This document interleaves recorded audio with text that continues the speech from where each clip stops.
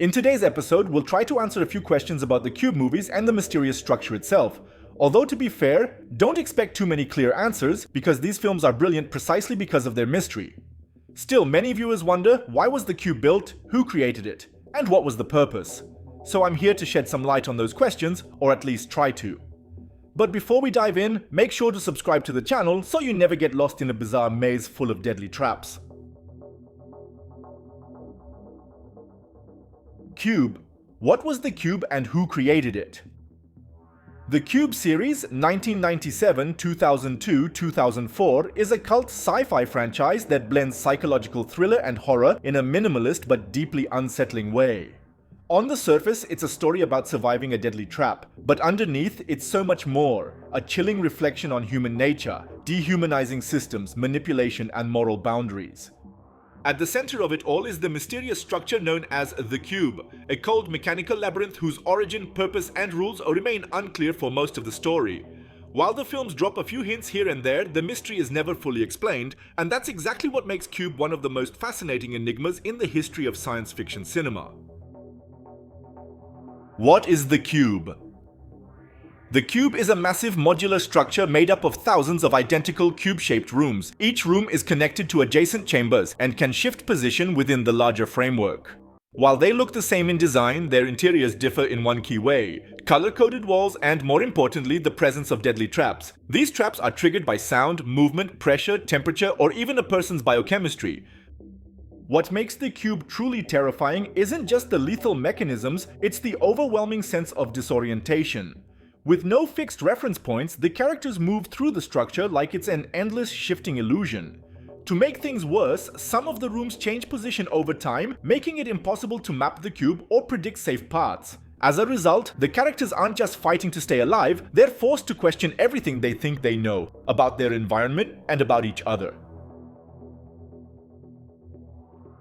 The greatest mystery of the Cube series, and arguably its greatest strength, is that we never get a clear answer to who built it. In the first film, Cube 1997, the characters can only speculate. Perhaps it was the government, a corporation, the military, or some faceless system that no longer even knows what it's doing. One of the film's most chilling lines is, "There is no architect. Each part was made by different people who never knew what it was for," hinting that the Cube may have been born from blind bureaucracy rather than any grand plan. It's not until Cube Zero 2004 that we get a glimpse behind the curtain. We meet workers monitoring the Cube, sitting at consoles, watching the victims, triggering traps, and analyzing data. They're part of a larger organization, one that feels like a dark bureaucratic machine. They perform their tasks with no real understanding of why, simply following orders from a system that operates from above, cold, distant, and anonymous. There's also a suggestion that an unseen elite may ultimately be in control, but their motives and even the structure of their power remain completely hidden. Despite all its advanced technology, the Cube turns out to be a creation without a face, designed by people who stopped asking why a long time ago. What was the purpose of the Cube? The film never gives us a direct answer, and that's exactly what makes the Cube so fascinating. Among fans and film analysts, one of the most popular interpretations is that the Cube serves as a psychological experiment designed to test human behavior under extreme conditions. Each character seems to represent a different personality type or social role: a logical mathematician, a selfless altruist, and aggressive sociopath. Their interactions create a tense microcosm, a distorted mirror of society itself. Another possibility is that the Cube has no true purpose at all, other than to exist and keep functioning. It may be a leftover mechanism of a system that has long outlived its creators. In that sense, the Cube becomes a metaphor for senseless, dehumanized structures that operate simply because they do, absorbing individuals without meaning, reflection, or responsibility. How did people end up in the Cube? That's another question that only gets partial answers. In the first film, the characters have no idea how or why they ended up inside the Cube. They don't know each other, they don't remember being taken. They're simply thrown into the situation without explanation. At first it seems like random selection, but soon we learn that many of them possess skills that are strangely relevant to survival. Mathematics, engineering, logic. Coincidence, or were they chosen for a reason? In Cube Zero, we finally get a glimpse of how the system works. Victims are selected, often without their knowledge or full consent. Some sign vague paperwork, unaware of what it really means. Others are prisoners, civilians, or even Cube operators themselves. One of the system's own workers is eventually thrown into the Cube, showing that no one is truly safe. The machine consumes everyone, even those who help it function. Were the participants chosen at random?